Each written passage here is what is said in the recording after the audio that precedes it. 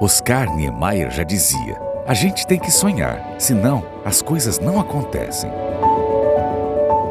O sonho ele se transforma, ele não acaba. Cada dia a gente está construindo um pouco do nosso sonho. É uma troca permanente com aqueles que nos cercam. O grande sonho tem que sempre ser perseguido. O meu maior sonho seria que a gente assumisse cada vez mais essas tarefas do urbanista e do pensamento da cidade, ou seja, da porta para fora.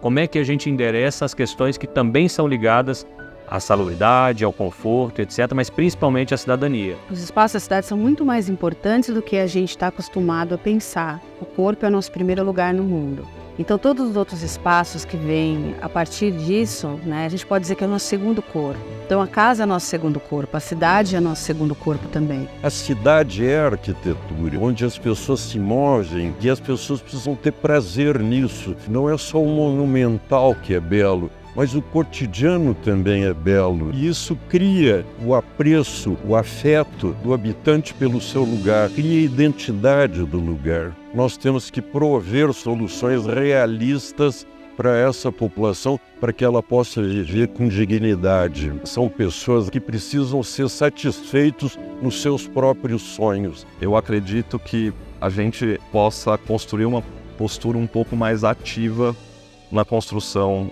desses projetos, dessas políticas públicas. Não ficar esperando que haja uma demanda que vai cair no nosso colo. Existem muitos projetos para auxiliar, seja em comunidades, em lugares mais precários, mas ainda falta muito.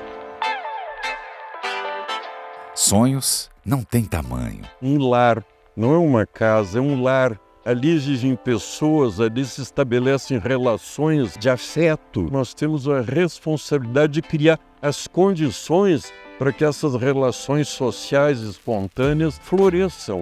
Hoje em dia tem estudos de neuroarquitetura, neurourbanismo, dizendo quantos espaços da cidade influenciam na nossa saúde mental. A gente vive muitas tensões nos espaços da cidade, tensões que são naturais porque a gente vive numa sociedade desigual, mas que são tensões que se agravam pelas condições que essa desigualdade vai ditar a organização desse espaço coletivo de convivência. Quando você para de achar que tem uma fórmula e começa a pensar nas multiplicidades e nas diferenças culturais de cada lugar, escutar muito quem vive lá, as necessidades daquele lugar em específico. A escuta é muito importante para a arquitetura. E a pauta ambiental que não pode ficar de lado, porque a partir do momento que você começa a estudar a questão das mudanças climáticas, da desigualdade social, do racismo ambiental, é um caminho sem volta. A gente tem que repensar um pouco qual que é a função social da arquitetura olhando para esses temas. Tem muito assunto para você tratar dentro da cidade, que vai do meio-fio, boca de lobo, drenagem, até a questão do planejamento territorial, e a gente tem se afastado cada vez mais disso e tem perdido bastante a relevância cultural, social com os cidadãos, e temos nos reduzido à ideia de que arquiteto é aquele que chega para trabalhar revestimentos, para trabalhar a fachada, como se não houvesse toda uma perspectiva formativa, cidadã, integradora na nossa profissão.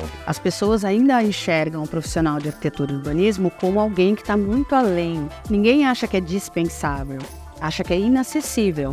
O sonhar tem que estar de acordo com o realizar. É o sonho virando realidade na prática. O profissional de arquitetura e urbanismo, ele é fundamental no debate público. Quais as necessidades das pessoas que vão estar passando por aqui? Uma escola, um hospital. A gente tem uma sociedade fragmentada por conta da classe social, por causa da raça. Tudo isso está influenciando no espaço. Quando eu entrei na faculdade, eu percebi que a arquitetura ia muito além do que eu imaginava ser a arquitetura. Eu acho que o papel do arquiteto para produzir a mudança do espaço da cidade é dar a voz a quem não tem a voz para criar essa mudança, digerir tudo isso e, junto com todas as questões técnicas do estudo, desenhar mesmo o que é necessário para a mudança de vida daquelas pessoas. Não é apenas a beleza, o encantamento, mas é a satisfação das pessoas, é prover o seu básico. E o pensamento maior é como fazer isso. As cidades são para as pessoas, mas o desenvolvimento das cidades desembocou aí numa configuração espacial onde os carros são prioridade e não o pedestre. E a gente precisa projetar para a sociedade. Eu acho que falta muito isso. Então, eu quero estar nessa área para poder sabe, projetar para outras pessoas. Uma democratização da arquitetura com políticas públicas bem pensadas, que realmente aconteçam, que saiam do papel. Que a gente volte a ter relevância pública no debate político sobre as cidades. A recuperação de um prédio, a transformação de um prédio privado em habitação no centro de cidade é uma atividade eminentemente pública. Conseguir lidar com as questões ambientais, sociais, de uma maneira produtiva, ativa, coletiva, onde muitas pessoas consigam trabalhar em conjunto. Meu sonho é que o CAU consiga consolidar a autoestima dos profissionais de arquitetura e urbanismo. Falta para o arquiteto e urbanista compreender que ele é fundamental para o desenvolvimento da sociedade, para a transformação social que a gente tanto precisa. Que novas gerações nós estamos formando através dos nossos alunos, dos nossos filhos, dos nossos netos. Então vão ser otimistas, né?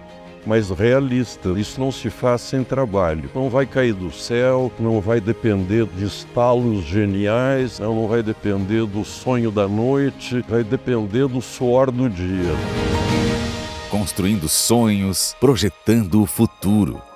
Uma homenagem do CAU ao Dia do Arquiteto e Urbanista.